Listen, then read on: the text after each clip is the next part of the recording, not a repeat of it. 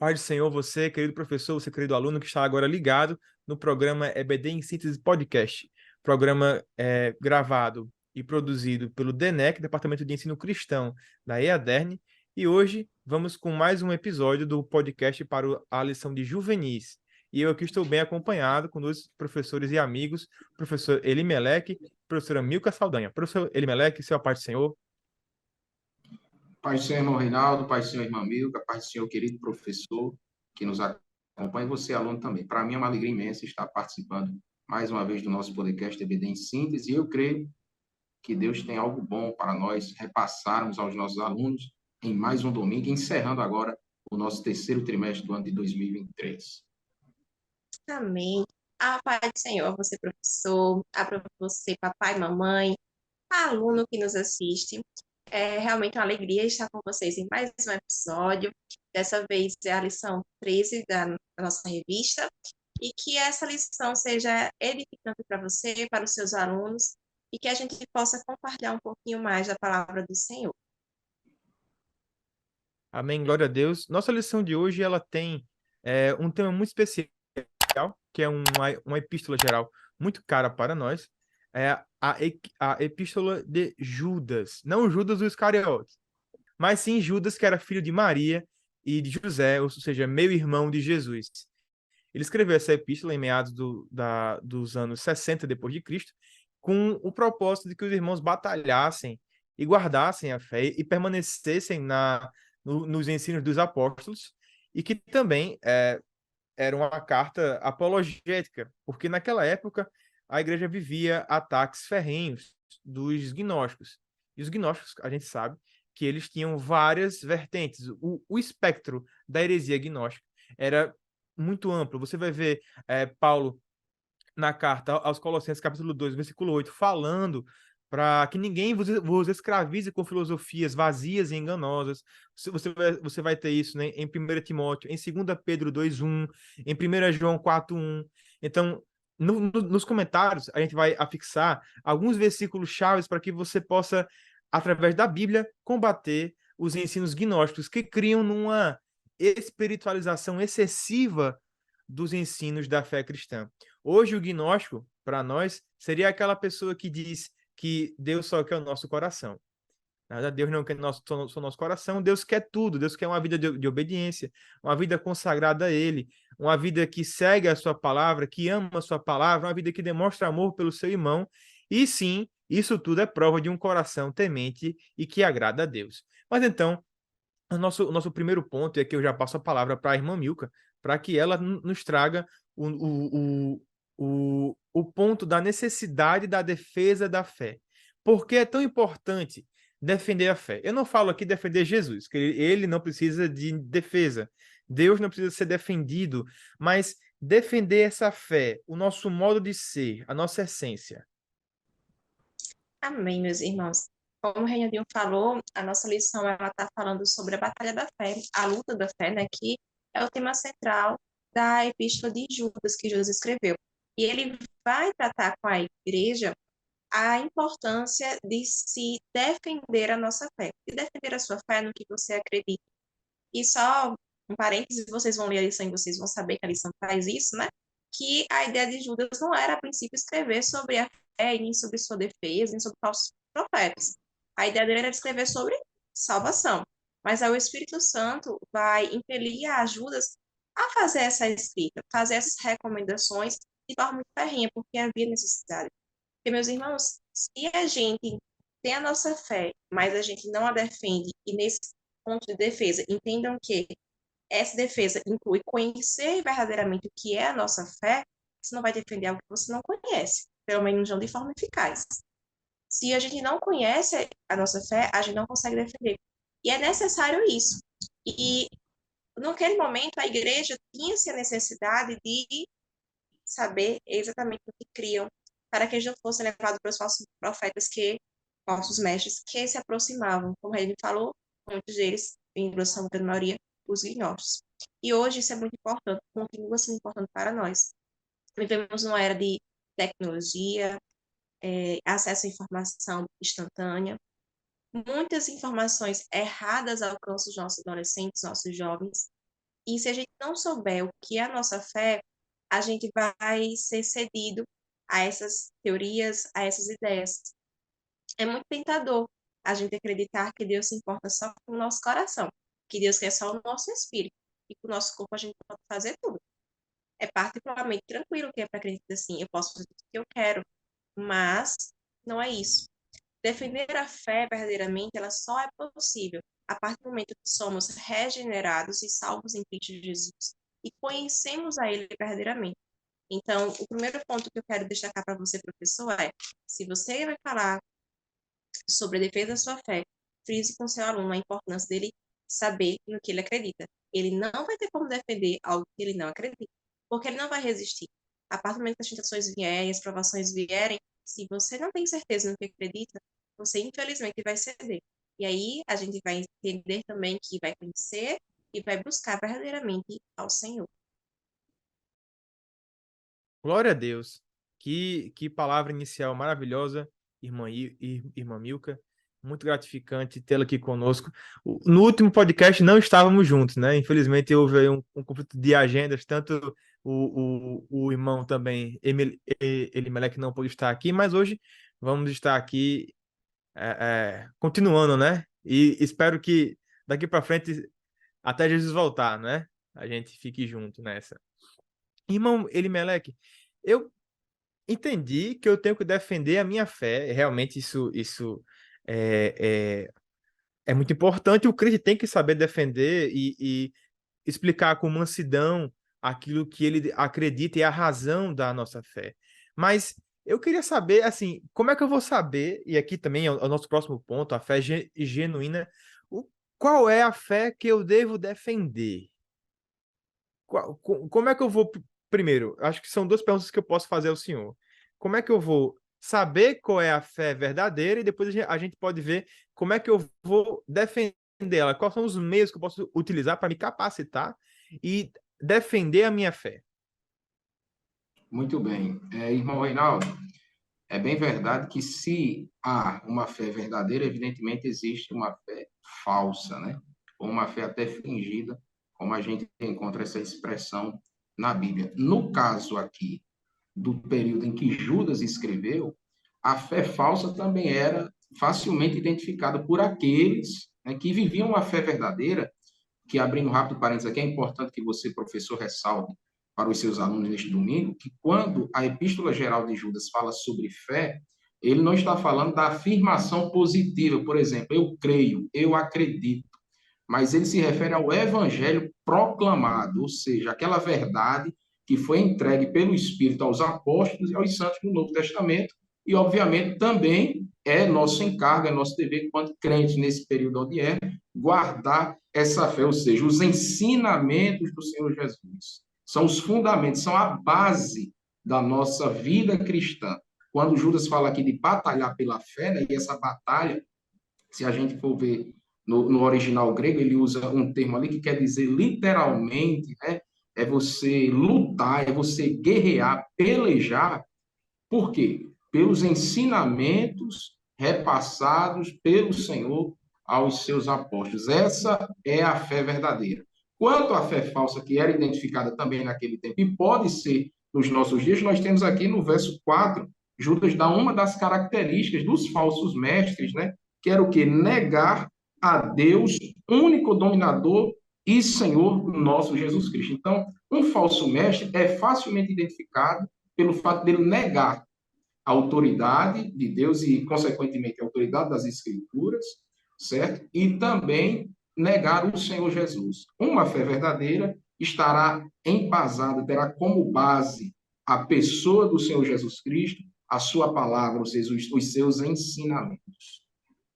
E aí, para lutar em favor dessa fé, como você também perguntou, é importante que a gente conheça, né? A gente chega ao final de um trimestre em que, durante 13 lições, a gente viu os fundamentos da nossa fé, né? Que vai além de uma afirmação positiva, como creio e acredito, mas são ensinamentos. É importante que você, professor, repasse para os seus alunos que a apologética, mais do que nunca, se faz necessária. E só se defende aquilo que se conhece, como bem disse a nossa irmã Milka ainda há pouco. Então, Por exemplo, se eu vou falar sobre a ressurreição de Jesus, evidentemente eu preciso conhecer sobre ressurreição, né? A gente sabe que muitos negam esse fato que é histórico, né?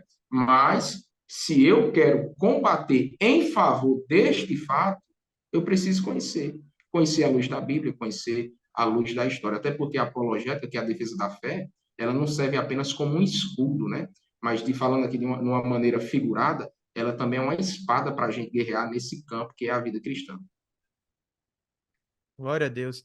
A, a, a apologética é um campo que ultimamente tem se disseminado muito no meio evangélico, não é? A gente vê muitos jovens, graças a Deus, interessados em como defender a fé, e aí eles vão ter muitos autores que eles vão encontrar. E essa lição, eu acho que é o que o Dr. William Lane Craig ele vai nos falar sobre a apologética doutrinária, uma apologética bíblica, porque a gente tem a apologética, por exemplo, da criação. A gente vai estudar através da ciência como a ciência se curva diante da Bíblia Sagrada. Mas aqui a gente tá é uma apologética do modo de viver. A minha vida deve se curvar, a minha inteligência doutrinária, a minha teologia deve se curvar diante da palavra de Deus, né? E interessante que esses falsos mestres, eles muitas vezes eles começam com a verdade, mas sempre eles terminam com um erro. Então, é muito fácil a gente errar quando a gente está falando de doutrinas e de teologia bíblica e de teologia cristã, ou então da ortodoxia reformada. É muito complicado, porque algumas pessoas, eu já vi várias vezes isso acontecer, chegam para os líderes de jovens com algumas ideias, umas ideias assim meio mirabolantes, né? E uma forma muito fácil de você compreender que aquilo está meio errado é quando você perceber que aquilo é algo novo. Dentro da teologia bíblica, dentro da doutrina bíblica, nada é novo, né? A gente sempre tem que tomar muito cuidado e cuidado com essas novidades que nos são apresentadas. Lá em Mateus 7, versículo 25, do versículo 15, Mateus 7, 15 ao 20, vai dizer assim: acautelai-vos dos falsos profetas, que vos apresentam disfarçados em ovelhas, mas por dentro são lobos roubadores. É. Pelos seus frutos os conhecereis. Colhem-se, porventura, uvas dos espinheiros, figo dos abrolhos. Assim, toda árvore boa produz bons frutos e toda árvore má produz frutos maus.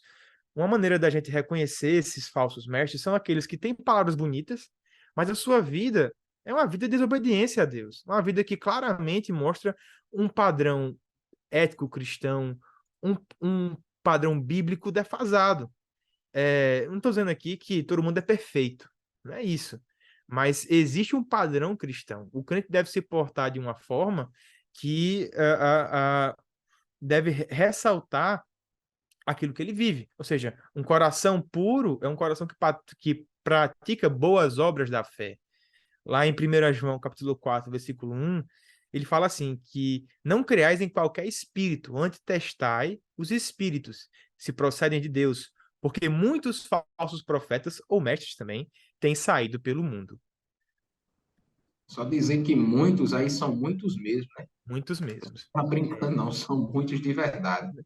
Se uma rápida procura no Instagram, na internet, a gente vai ver que tá cheio de Claro. falso profeta. É. Gente que cresceu o coração e que com a mensagem baixa e rala, acha que pode tocar o coração de alguém, toca algumas vezes. Isso, Enganoso é o coração do homem.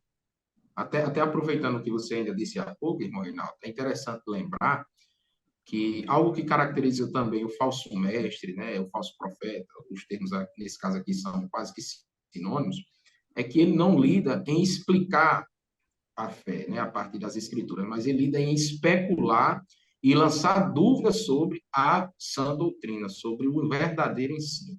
Ele sempre Exatamente. vem com essa tática, né, de especular, e é aí que é importante, até você, professor, estar atento quanto ao tempo que você tem aí na sua sala de aula, né, da EBD, porque, vez por outra, a gente é surpreendido, né?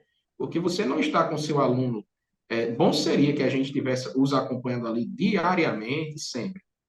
Mas ele vai estar com o celular lá no quarto ou na sala de casa mesmo e vai poder acessar facilmente um conteúdo, né, que seja falso, que não seja genuíno, que venha com aparência de certo, mas que na verdade é errado. Eu até costumo dizer, e disse recentemente num encontro que a gente teve falando sobre a carta aos Colossenses, em que Paulo faz esse alerta também, né?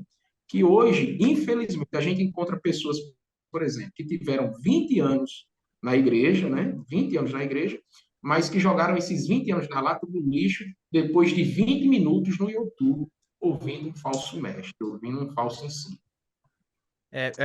Lá em Colossenses 2, capítulo 8, fala que cuidado que ninguém vos escravize a filosofias vazias e enganosas, que se baseiam em tradições humanas, ou seja, humanismo, e nos princípios elementares deste mundo, e não em Cristo.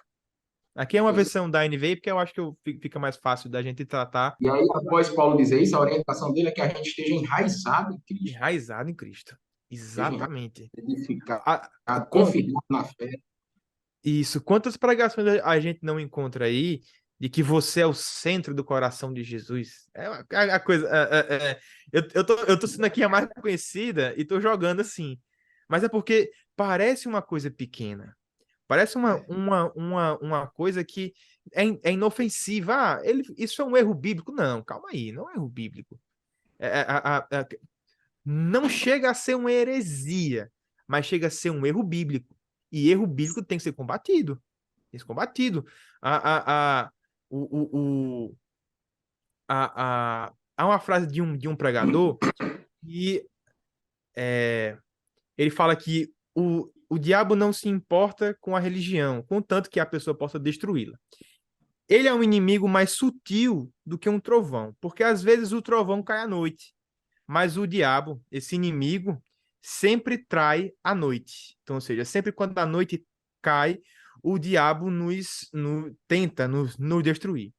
E às vezes, quando a gente está achando que está tudo bem, a gente está indo para uma reunião, para alguma coisa, e às vezes vem uma palavra dessa, a gente tem que ficar atento, porque esse tipo de erro bíblico pode gerar consequências muito grandes. Os gnósticos, meus irmãos, eles não começaram com uma grande heresia que surgiu. Não. E, rapaz, se eu pegar aqui essa mensagem aqui estoica, vou botar na minha pregação. Isso. Olha, eu vou pegar aqui essa mensagem aqui dos naturalistas, vou colocar aqui na minha pregação. Então, tudo isso contamina a palavra pura do evangelho. Um caso que a gente vê hoje, né? E que já era combatido antigamente, é até importante que, dado o tempo que você dispõe aí, professor, você procure ressaltar. A gente sabe que Judas escreveu aqui a um público, né? Havia um problema ali, esse problema tem se alastrado até os nossos dias. Só que hoje surgiram outros falsos ensinamentos, né?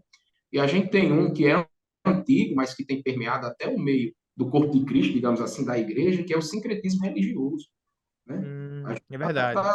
Tá virando comum, por exemplo, você vê num culto cristão elementos do judaísmo sendo exaltados, né? Ministrantes com kippah, talit e outras coisas mais, como se o cristão fosse um judeu melhorado, e não é. Cristão é alguém que aceitou a Jesus Cristo, né, e passou a segui-lo, tendo a sua fé baseada nos ensinos de Cristo. Então é importante a gente estar atento a isso aí, e a outras heresias mais, né, que tem surgido nos nossos dias. Tem tanta coisa. Dado o tempo aí, você, professor, vai com certeza fazer bem feito isso aí. E material em vídeo é que não falta. Fotos e vídeos. Essa semana eu vi uma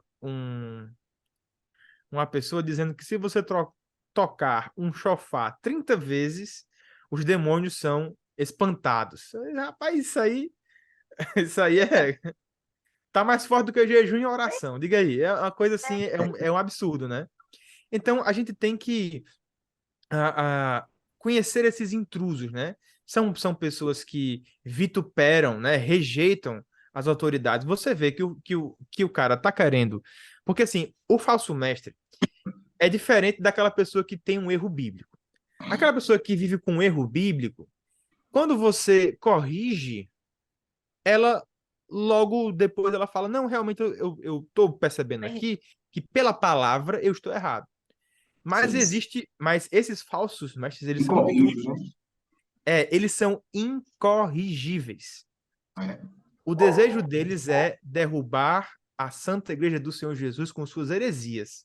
Eles se infiltram e eles tentam derrubar a autoridade pastoral, a autoridade tanto da Bíblia quanto menos a pastoral. O Sim, pobre do sim. pastor, que tá lá com 50, 100 pessoas para ele pastorear, e aí tem um que, quando termina o culto, vai conversar coisas, heresias e outras conversas que contaminam a sã doutrina que nos é ensinada. E aí, professora Milka, a gente chega no ponto aqui, um ponto. Judas a epístola de Judas é uma epístola pequena. E ele fala sobre os exemplos de desobediência. Eu acho interessante, muito interessante esse ponto, eu já passo a palavra, mas é que existe a desobediência como houve em Sodoma e Gomorra, como houve lá com Coré, mas a obediência que a gente está tratando aqui, de alguma forma, claro que você vai expor melhor, mas é uma obediência que nasce do coração e vai atingindo várias outras áreas, não é? Isso, exatamente. A desobediência, ela é inerente ao ser humano, vamos dizer assim. Eu vou explicar melhor. Nós temos uma natureza pecaminosa. Nós somos pecadores. Então, desobedecer é algo mais fácil do que obedecer, certo?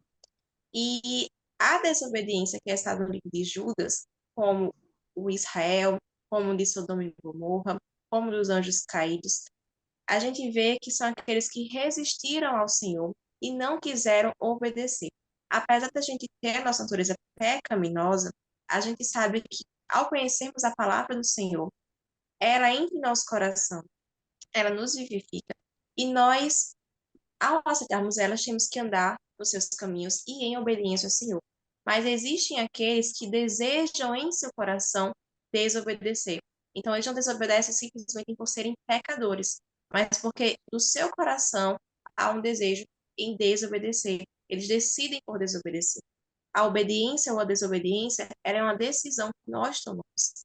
E é sempre interessante trazer isso para o nosso aluno, porque às vezes eles podem pensar, mas eu sou pecador, então eu vou pecar. Eu aceitei Jesus, então eu posso pecar. Eu sou pecador, mas eu aceitei a ele, então tá tudo certo. E não é isso. É uma decisão que ele tem que tomar. E se ele decidir por obedecer ao Senhor, ele vai decidir por evitar pecar. Se a gente for entender, todos os pecados que a gente comete, eles partem da desobediência. Se Deus diz que nós não devemos fazer ídolos, a partir do momento que eu decido colocar algo em primeiro lugar que não seja ele, eu vou estar fazendo idolatria e eu vou estar desobedecendo. Se eu decido por mim, eu estou desobedecendo ao Senhor. Se eu decido por falar um palavrão, por exemplo, algo bem simples e muito comum nos dias de hoje, que inclusive são palavras torpes, que estão virando elogio.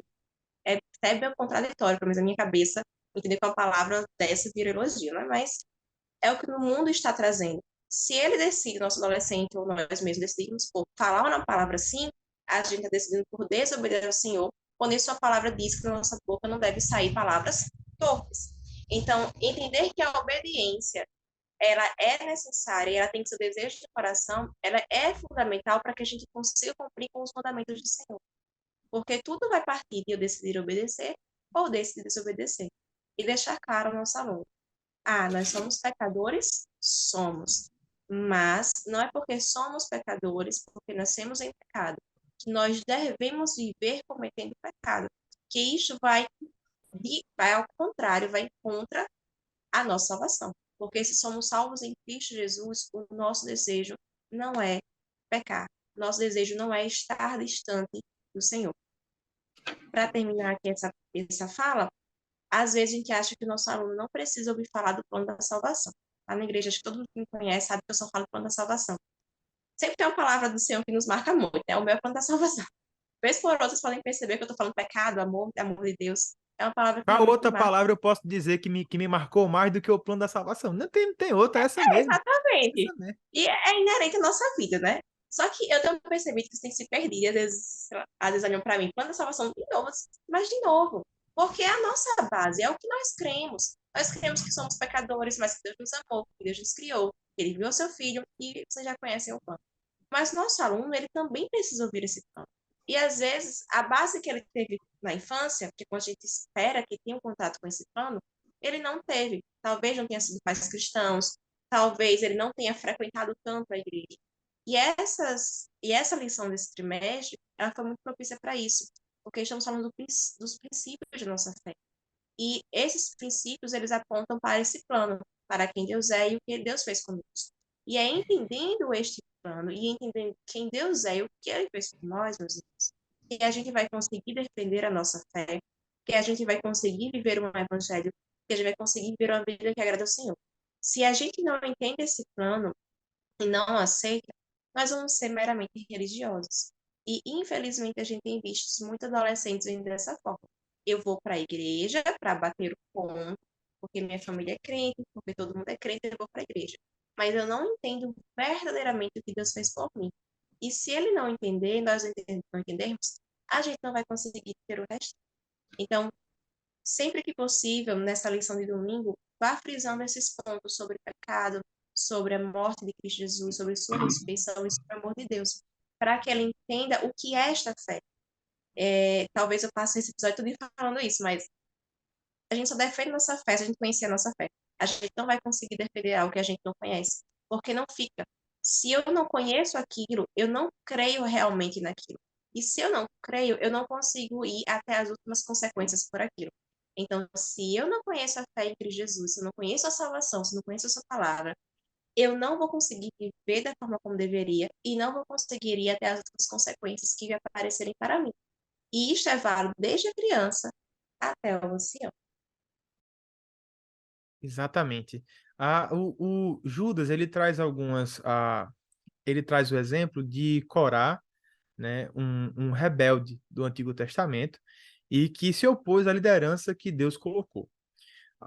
Toda rebelião, de alguma forma, ela começa, como Milka já bem disse, no não conhecimento daquilo que é de Deus, né? Os rebeldes, os falsos profetas, que têm essa sina de destruir o povo de Deus de dentro para fora, causando dissensão, repartição, segregação, né? Essas secções que eles tentam criar é de dentro para fora. E Judas usa o exemplo de Coré, Datã e Abirão, né? Coré, filho de Isa, filho de Coate, filho de Levi. Datã e Abirão, filhos de Eliabe, Ion, e filho de Pelete, e filhos de Ruben. Eles pegaram alguns homens e levantaram perante Moisés com alguns dos filhos de Israel 250 líderes da congregação, representantes da congregação, homens de renome. Eram homens de renome e homens que estavam em murmuração. Então, já como a gente pode perceber, assim, claro, dando aqui algumas dicas para os nossos professores para expor na aula, e também é tanto uma dica para expor na aula, como também uma dica própria para si. Se você quer conhecer um falso profeta, uma pessoa rebelde, comece vendo se ele murmura, né? Lá em 1 Coríntios 10 e 11 fala: E não murmureis, como alguns deles murmuraram, e perceberam e pereceram pelo exterminador. Ora, tudo isso lhes aconteceu como exemplos, e está escrito para aviso nosso, para quem já são chegados os fins dos séculos. Ou seja, a murmuração ela gera uma rebelião, e essa rebelião gera a dissensão, e a dissensão, a rebelião em si, de fato acontecendo, Deus abomina, e Deus destrói o rebelde. E é assim que nós temos que tratar, né? Temos que alertar os nossos jovens, tratar contra esse mal da rebelião. Primeiro, mostrar a palavra santa, pura, imaculada de Deus, mostrar que ele deve se empenhar em estudá-la, em conhecer a palavra de Deus, entender que sem ela a sua vida não faz sentido, porque ali está a fonte de vida, ali está a porta para conhecer o seu Criador, conhecer aquele que deu sentido à sua existência, tá certo? E se abster dos falsos profetas, pessoas que são murmuradores, dissensores, segregacionistas e que, pelo seu muito eveludecer, ou seja, pelo seu muito crescer de conhecimento, pela sua arrogância espiritual, de alguma forma, querem se achar mais santo. E até são, algumas vezes, irmão Elimeleque. Algumas vezes os rebeldes são melhores do que o nosso pastor. Algumas vezes os rebeldes podem até ser mais inteligentes do que o nosso pastor, do que os nossos líderes, mas eles não são as pessoas escolhidas de Deus para nos liderar. Muitas vezes, veja, Deus dá graça aos humildes. Muitas vezes o seu pastor pode não ser a pessoa mais letrada do mundo, mas ele é a pessoa que Deus colocou na sua vida. Não vá pedir conselho, não vá pedir ajuda, pedir ajuda espiritual, ajuda profissional, conselhos de vida para uma pessoa que não tem sobre a sua vida a autoridade de Deus. Isso é muito perigoso, muito perigoso. E é só que a gente vê aí pessoas que, ao invés que o pastor tá lá segunda, terça, quarta, quinta, sexta, sábado, domingo, telefone 24 horas ligado para poder lhe atender, e você, ao invés de falar com ele, você vai na caixa do direct do Instagram de alguém, tirar o seu conselho. Ele vai lhe expor para todo mundo da internet, ganhar views em cima do seu problema e não tem a autoridade eclesiástica de Deus para poder tratar da sua vida, para poder tratar dos seus problemas. A gente tem que ter cuidado com as nossas vulnerabilidades, com os nossos pontos fracos, porque os falsos mestres, eles se aproveitam dos pontos fracos. Vocês podem perceber que vão ter, se a gente abrir o YouTube, rede social, o que for, vai ter uma seleção de falsas mensagens, de ensinos errados para cada vulnerabilidade que o ser humano pode ter. Então, se eu tenho um ponto fraco na minha parte emocional em relação à ansiedade, eu vou ter 300, 400 pessoas falando sobre a Bíblia de uma forma errada e trazendo isso para tratar uma ansiedade. Se eu tenho um problema em relação à família, eu vou ter 300, 400, 500 pessoas falando sobre aquela temática de forma errada, mas que vai trazer algo que você vai gostar. Cuidado com as nossas vulnerabilidades. Se a gente identifica que temos uma fraqueza, porque todos nós vamos ter pontos da nossa vida que são mais difíceis de vencer, não é o momento de se procurar na internet o conselho ou a mensagem. É o momento de a gente se congregar mais e buscar na nossa igreja irmãos tementes ao Senhor que possam nos acompanhar. Até porque acompanhamento não se faz à distância, se faz perto, lado a lado, caminhando juntos. E eu vou puxar para os adolescentes porque é muito comum. Muitas vezes o adolescente ele tem vergonha de comentar algo que está passando, tem medo, acha que vai ser repreendido, enfim, às vezes tem uma visão muito errada do que é a liderança na igreja, infelizmente. E aí eles não nos procuram, nós como professores acabamos nos tornamos uma liderança para eles, nem procuram pastor, nem líder de jovens, nem quem for, nem um irmão na igreja, não procura ninguém. Abrem uma rede social, acham uma mensagem que é bacana, que acham que serve para eles, que fica tudo dentro do achismo, tanto eles quanto nós. E acaba aceitando aquilo e vivendo aquilo. E nisso entra a questão de, aquela mensagem me fez bem, eu saí de uma crise de ansiedade, então tá certo. Essa mensagem me deu ânimo, eu fiquei motivado para trabalhar mais, então deve estar certo, porque eu estou me sentindo bem. A gente está passando a viver um evangelho com tantas disseminações de mensagens erradas, muitas vezes de coaches, não são pastores, são coaches muitas vezes. Um evangelho que as pessoas estão achando que evangelho é baseado em me sentir bem. Eu tenho que me sentir bem, tenho que me sentir motivado. Se eu estou bem e estou motivado, é evangelho. E isso não é verdade. Muitas vezes, a grande maioria das vezes, o evangelho, desculpa a expressão, ele acaba conosco, porque ele pega os nossos desejos, pega as nossas fraquezas.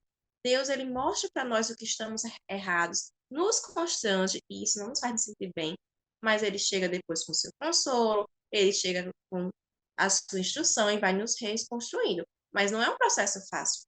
E hoje, a gente vivendo o mundo que temos, as pessoas estão correndo para isso. Então, quanto mais vulnerável eu estou, mais eu devo correr para dentro da igreja, não para fora dela. Porque quanto mais para fora eu for, mais distante eu for acompanhado por uma pessoa que nem me conhece, por mensagens aleatórias, maior é a tendência de eu ir para um caminho errado em relação à sua palavra. Porque a chance de você ir para um lado de coach é muito grande. Coach em si, meus irmãos, só parênteses para encerrar, não é algo errado em si, por em si. Mas existe uma área para fazer isso. Se você está procurando um coach em relação à sua profissão, eu sou enfermeira. Se eu tenho um coach enfermeira que ali pode me ajudar na minha profissão, é uma coisa. Mas Bíblia, igreja, vida cristã, não é coaching, entende? A gente tem que começar a separar isso porque tudo ficou muito junto. E para o adolescente, é difícil ele separar isso sozinho, porque ele já nasceu numa geração que tudo está junto. E é nós que temos que chegar e separar. Então, muito cuidado com as vulnerabilidades suas, nossas e dos nossos alunos. Que a gente possa orientar ele a tá vulnerável, não tá tudo bem, tá passando por alguma coisa, procura a igreja, não fora, a igreja.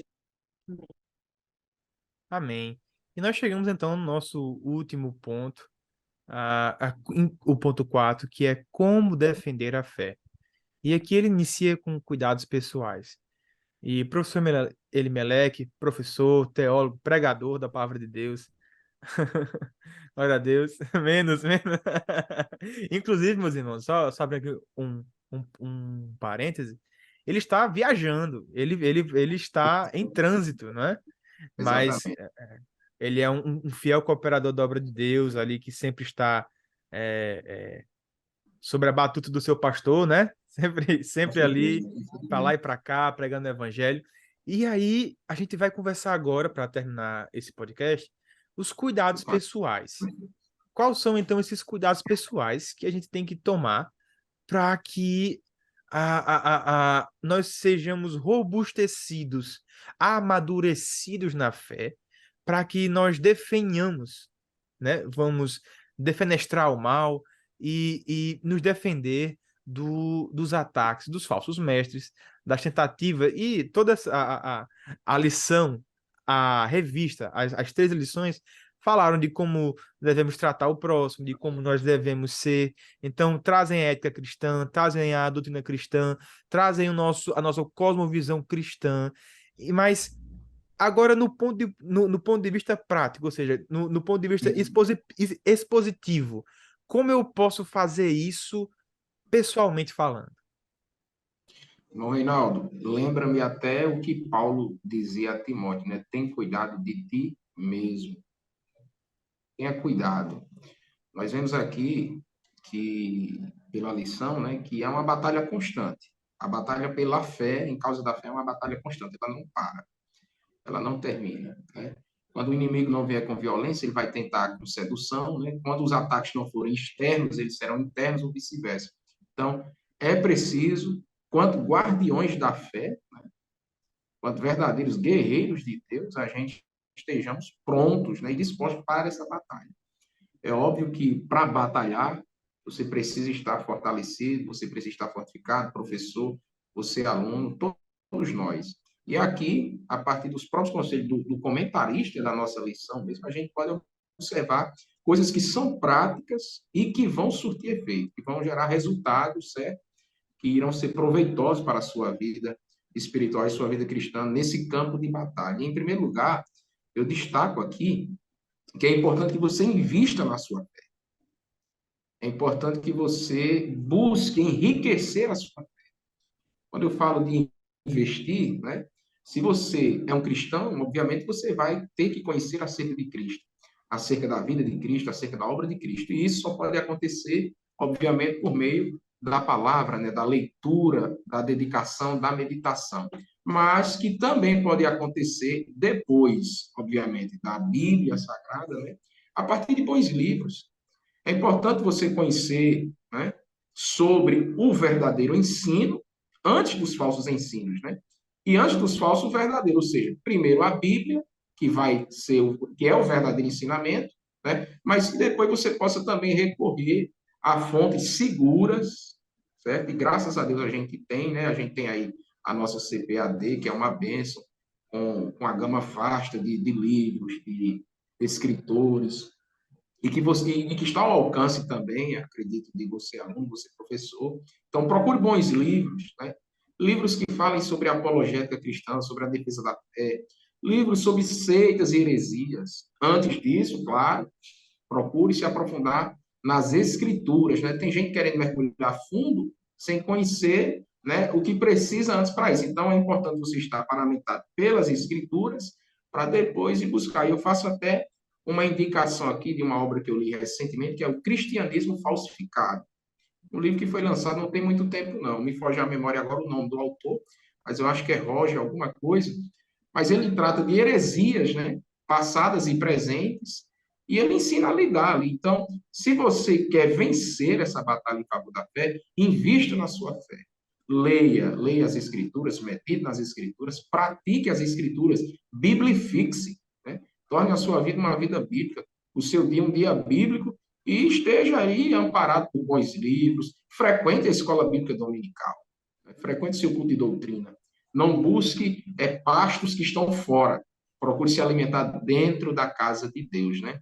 Lembrando do que o irmão Reinaldo ele falou há pouco, eu até conheci um cidadão que, numa dessas vulnerabilidades, como a irmã Luca falou aí, ele com dificuldade de se congregacionar, né?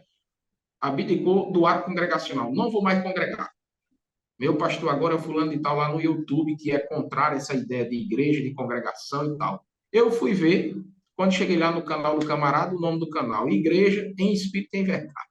Aí eu não entendo, né, essas coisas, como diz um irmão aqui da gente, eu não entendo, dá um nó uma coisa dessa. Então, meu amado irmão, professor e aluno, para que a sua fé esteja fortificada, fortalecida, e você não venha sucumbir aos ataques dos falsos mestres, mas a vencer essa batalha em favor da fé, invista nela, invista na sua fé.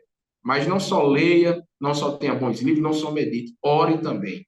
Aquilo que a oração não resolve é porque foi pouco, certo? Então, orar é sempre bom. Jesus é um exemplo, né? Horas ele orava em conjunto, horas ele se retirava para orar. Depois, nós temos aqui que é conserve, né? Conserve-se no amor de Cristo, no amor de Deus, né? Que está acima de qualquer outra qualidade que um cristão pode carregar aqui. Um cristão que guarda a fé verdadeira é porque é um cristão que ama a Deus, que ama o seu próximo como o Senhor ensinou, né? De que adianta a gente profetizar, de que adianta a gente interpretar as línguas, falar a língua dos homens e dos anjos e não tiver amor, né? Concluindo a carta aos Coríntios, Paulo diz no capítulo 13, versículo 13, agora, pois, permanecem a fé, a esperança e o amor. Estes três, e o maior destes é o amor. Então, se conserve no amor de Cristo e dependa de Deus, espera a misericórdia do Senhor, porque haverá momentos que nessa batalha você não vai poder falar, você não vai poder ir muito além. Mas se você depender de Deus, saiba que é o Senhor, né? Como disse Judas aqui, já finalizando a carta, olha, mas vós, amados, ou melhor, versículo 24 e 25, né? Ora, aquele que é poderoso para vos guardar de tropeçar. Isso é porque a nossa mente é limitada, a gente não vai saber tudo, a gente não vai saber lidar com tudo aqui. Mas depende de Deus, espere nas misericórdias do Senhor. Assim você vai conseguir defender a sua fé. Depende de Deus, né? O próprio Jesus ensinou aos discípulos, dizendo, olha, vocês não temam quando for levado lá diante das autoridades, porque quem falará não é vocês, mas é o Espírito que vai falar na boca de vocês. Não é que você não vai ter que se preparar, mas vai chegar uma hora que para você vai ser insolúvel, mas o Senhor sempre terá a solução. Depende de Deus. Amém, meus irmãos. Então, que essa palavra fique com vocês, né? Invistam, como o irmão Elimelec falou, na vida espiritual de vocês, na dos seus alunos, se possíveis, né? Quem sabe uma estratégia, seja os professores adotarem um aluno e, quem sabe, presenteá-los com um livro, com algum material que possa aí estar ajudando eles a crescer juntos. Que a gente venha também estar constantemente orando pelos nossos alunos, né? Que a gente possa não só estar indo preparar uma aula e ministrar uma aula, mas que a gente possa levar os nossos alunos em oração. Porque assim como nós precisamos defender a nossa fé, eles também precisam defender a fé deles. E não é fácil para a gente, também não é fácil para eles, não é fácil para o pastor. E a oração, ela sempre vai ser uma ferramenta que vai nos ajudar. Tem momentos que ninguém pode nos ajudar, mas a oração, ela sempre estará disponível, sempre nos dará acesso ao nosso Pai e Ele sempre poderá nos ajudar. Ele tem todo o poder, né? Então, que a gente consiga, no final dessa lição, dizer para o nosso aluno que ele precisa ter a sua fé, que ele não está sozinho, que a igreja está com ele para ajudá-lo e que, acima de tudo, ele tem um Deus que cuida dele, que o guarda e que o ajuda na caminhada. Que ele não vai estar lutando, não vai estar defendendo sozinho. Amém. Glória a Deus. Eu preciso ler a Bíblia, preciso estudar a Bíblia e preciso orar para que eu possa apresentar uma apologética sadia para defender a minha igreja, o que eu creio, né, e a Sagrada Escritura, mas também tenho que fazer isso para defender a minha fé de mim mesmo, algumas vezes. Algumas vezes, quando a gente pensa que sabe mais do que a palavra de Deus, isso acontece. Isso acontece. Quantas vezes a gente a, se deixa levar por algumas coisas, né? Alguns ventos de doutrina, algumas coisas estranhas, né? Não são línguas, são coisas estranhas, né? E a gente tem que ter o discernimento espiritual para saber separar, né? Saber separar e tratar nosso próprio coração. É uma apologética da própria fé, da fé pessoal, né? Muitas vezes o inimigo vai tentar na escola, na faculdade, no trabalho, levantar alguma tese contra o cristianismo, uma tese contra o evangelho, mas temos que estar sempre firmes e constantes na palavra. Não estou dizendo que é para fugir do assunto, estou dizendo para estar firme na palavra, na palavra. Defender também a sua própria fé contra os ataques e as astúcias ciladas do inimigo. Meus irmãos, então a gente termina a epístola de Judas com a mensagem de esperança, de fé e de misericórdia de Deus. Ele termina aqui dizendo: Mas vós, amados, edificai-vos sobre a vossa santíssima fé, orando no Espírito Santo. Olha a oração aí. Conservai-vos a vós mesmos no amor de Deus, esperando a misericórdia do nosso Senhor Jesus Cristo para a vida eterna. Exatamente o que o professor Elimelec e a irmã Milka falam agora aqui no final. E veja, apiedai-vos de alguns, usando de discernimento, e salvai alguns, arrebatando-os do fogo, e de outros tendo misericórdia com temor, aborrecendo até a roupa contaminada pela carne. Até aquilo que foi tocado pelo mal, a gente tem que aborrecer, a gente tem que ter uma vida santa, e tendo piedade dos nossos irmãos, piedade dos nossos amigos, e usando de discernimento para mostrar para eles a misericórdia de Deus. Ora, aquele que é poderoso para vos guardar de tropeçar e apresentar-vos irrepreensíveis com alegria perante a sua glória, ao único Deus sábio, Salvador nosso, seja a glória, a majestade, o domínio e o poder, agora e para todo sempre. Amém. Muito obrigado, professor, você que estava aqui nos acompanhando, você que estava passando e encontrou esse podcast, seja muito bem-vindo também. Vão haver outras aulas. Esse trimestre se encerra, começa um outro trimestre. Nós vamos estar aqui sempre esperando ansiosamente a volta do nosso Senhor e Salvador Jesus Cristo. E até lá, vamos defender a nossa fé, defender os nossos jovens, guardar os nossos jovens e ensinar a palavra de Deus. Venha o que vier, temos que seguir avante sempre. Não podemos voltar para trás. Do ponto que nós estamos, do ponto que a nossa fé está, retroceder é algo inegociável. Não pode ser feito. Tá certo? Meus irmãos, a paz do Senhor, uma ótima semana e fiquem com Deus. A paz do Senhor.